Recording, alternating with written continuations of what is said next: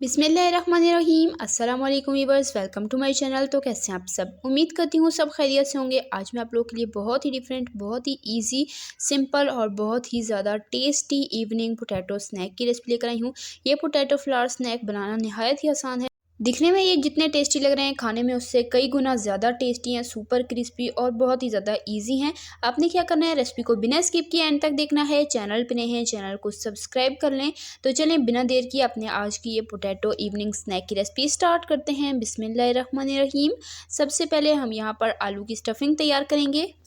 3 दरमियाने size के आलू लिए थे, उन्हें मैंने अच्छे से बॉयल करके छील लिया है। अब यहाँ पर आलू को अच्छे से मैश कर लेंगे।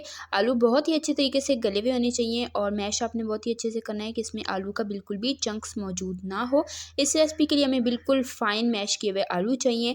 आलू मैंने मैश कर लिया। अब इसमें शामिल करेंगे भुना कुटा ज़ीरा हाफ़ टी स्पून, कुटी हुई लाल मिर्च इसमें जाएगी हाफ़ टी स्पून, पिसा धनिया इसमें जाएगा हाफ़ टी स्पून, पिसी हल्दी 1/4 टी स्पून, नमक हाफ़ टी स्पून, पिसी लाल मिर्च इसमें जाएगी हाफ़ टी स्पून से थोड़ी सी कम, और हरा धनिया बिल्कुल बारीक कटा हुआ हस्बे ज़रूरत, और साथ ही बारीक फ़ाइन चॉप किया हुआ प्याज मैंने इसमें ऐड किया है एक छोटे साइज़ का। तो नमक और मिर्च आप अपने टेस्ट के अकॉर्डिंग कम या ज़्यादा कर सकते हैं, जितना आपको चटपटा पसंद हो। मैंने ये स्नैक थोड़े चटपटे रखे हैं। अगर आप बच्चों के लिए बना रहे हैं तो आप स्पाइसेस थोड़ी कम कर सकते हैं। अच्छे तरीके से मिक्स करेंगे तमाम मसाले को आलू में। उसके बाद इसमें ऐड करेंगे कॉर्नफ्लावर। कॉर्नफ्लावर यहाँ पर मैंने 2 टेबलस्पून भर कर लिया है।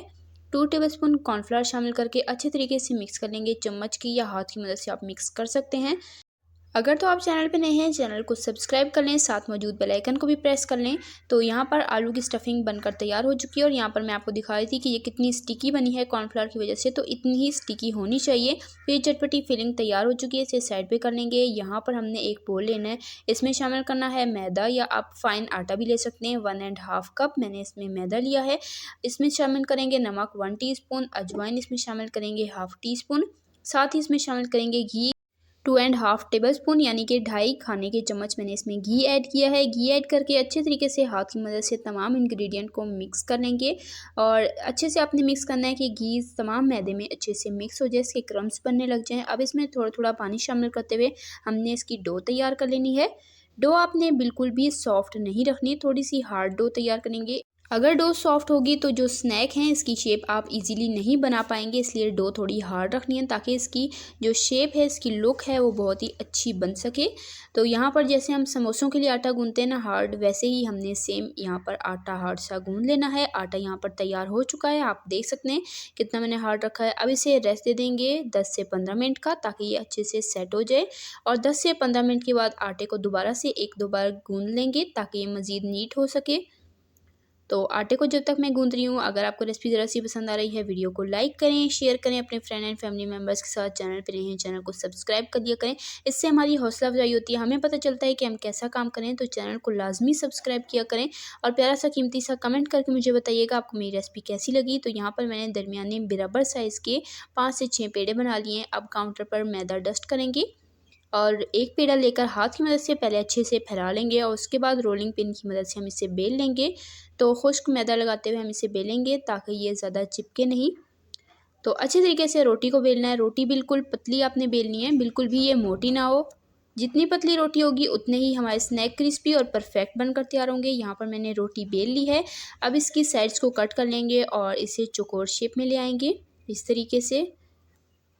और दूसरी रोटी मैंने सेम इतने ही साइज़ की बेल कर उसकी भी मैंने कटिंग कर ली है। अब यहाँ पर जो हमने आलू की स्टफिंग चटपटी सी तैयार करके रखी थी, अपनी मर्ज़ी के हिसाब से इस पर ऐड करेंगे और अच्छे तरीके से स्प्रेड करेंगे। तो हाथों पर थोड़ा सा पानी लगाकर इसे फैलाएंगे, क्योंकि हमने अपनी स्टफिंग में कॉर्नफ्लावर ऐड किया था तो वो थोड़ी स्टिकी है, तो वो आपके हाथ के साथ चिपकेगी, इसलिए अपने हाथ पर थोड़ा सा पानी लगाकर तो इसे अच्छे से फैलाना। ये बिल्कुल भी चिपकेगी नहीं और ईज़िली फैल जाएगी। तो यहाँ पर मैंने दूसरी रोटी बेल कर इसे भी चौकोर शेप में कट कर लिया था। ये ऊपर से रखेंगे और इसे अच्छे से फैला लेंगे। अच्छे से फैलाने के बाद हाथ से प्रेस कर लेंगे ताकि ये अच्छे से चिपक जाए, ये खुले नहीं। अब नाइफ़ की मदद से हम इसकी कटिंग करेंगे। तो इसकी हमने चौकोर पीसेस बनाने हैं, मीडियम साइज़ के, बहुत ज़्यादा लार्ज भी नहीं बनाने। तो मेरी थोड़ा बड़ा बेला था, इस वजह से मैं स्नैक के 8 पीसेस बना रही हूँ। अपनी मर्ज़ी के हिसाब से आप इसके पीसेस बना सकते हैं। अब यहाँ पर इसकी मैंने कटिंग कर ली है। अब एक पीस लेंगे और जो हमने आलू की स्टफिंग तैयार की थी, ये हम ऊपर से अच्छे से फैला लेंगे स्नैक के ऊपर। तो यहाँ पर मैं आपको इसकी शेप बनाना बता देती हूँ। ये देखिए मैंने अच्छे से ये फैला लिया। अब क्या करेंगे, इस तरीके से चारों कोनों को फोल्ड करते हुए हमने इस तरह से हाथ की मदद से प्रेस करना है। तो यहाँ पर आपने अच्छे से प्रेस करना है ताकि जब हम इन स्नैक को फ्राई करें तो ये बिल्कुल भी खुले ना और जो आलू है वो बाहर ना आ जाए। इस वजह से आपने अच्छे से इसे प्रेस करना है। यहाँ पर दूसरा पीस भी मैं आपको दिखा देती हूँ। इस तरीके से आपने इसकी शेप बनानी है, बहुत ईजीली बन जाएगी।